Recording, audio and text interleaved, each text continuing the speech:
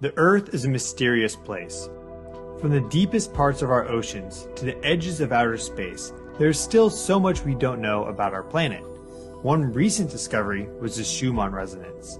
Considered by many to be the heartbeat of our planet, the Schumann resonance was only first mathematically predicted in 1952 by physicist Winifred Otto Schumann. To understand what the Schumann resonance is and how it is produced requires an awareness and understanding of some of the largest physical Earth systems, and therefore provides a neat path into understanding atmospheric macrogeophysics.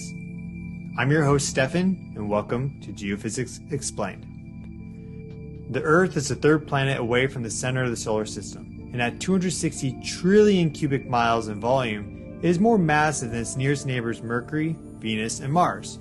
Composed of silicon minerals with an iron core, and with large amounts of water present in all stages of matter, across, in, and above its hard surface, the Earth is unique among its neighbors. This is especially true when considering the rich amount of vegetation that carpets the Earth and its thick atmosphere that extends far into space, composed mostly of nitrogen and oxygen. The outer edge of the atmosphere is the ionosphere, which starts 1,000 kilometers above the surface of the planet all the way down to 50 kilometers above the surface. The ionosphere is air like the surface, but much less dense, and also ionized, i.e. charged. Above the ionosphere is the magnetosphere, a region above the Earth with no atmosphere but with a strong magnetic field. The magnetosphere helps to protect the Earth from bursts of highly charged particles ejected from the Sun. 8 minutes after ejection from the Sun, these charged particles begin to interact with the magnetosphere, influencing and following the field lines down to the poles of the planet. When this happens, we see the aurora borealis and the aurora australis for the north and south poles respectively. During this phenomenon, the bright fluid bands of colorful light are highly charged particles interacting within the atmosphere.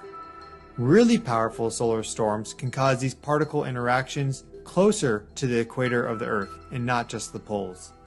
As ejections from the Sun press on the outer edge of the magnetosphere, field lines are warped, pressing or expanding on the ionosphere and other deeper atmospheric layers. The ever-changing nature of the magnetosphere drives the electric currents of the ionosphere, which influences weather.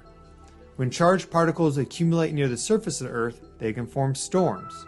At times, during storms, massive amounts of charged electrons will discharge through the atmosphere and into the ground.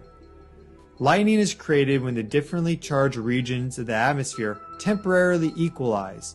Photons radiate out from the bolt, and while many of them interact with matter soon afterwards, many of them will travel outwards towards space at the speed of light.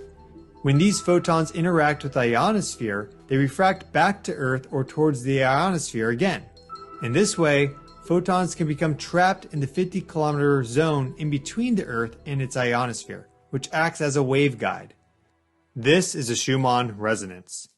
With each photon traveling at 300,000 kilometers per second, its wavelength equals the circumference of the Earth.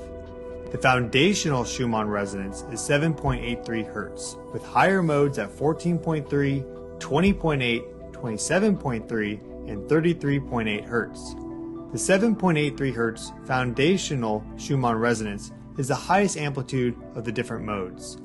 The Schumann resonance is electromagnetic radiation that is even lower frequency than radio waves. And like radio waves, Schumann resonance electromagnetic radiation is able to penetrate and travel through most materials, including your body. With lightning discharging approximately 50 to 100 times per second around the world, the Schumann resonance is constantly being fed new photons of energy, and therefore is a stable frequency of light. Considering the complex process that led to its creation, from high-energy particle emission from the Sun to the creation of currents in the ionosphere, the Schumann resonance is considered by many as being the heartbeat of planet Earth.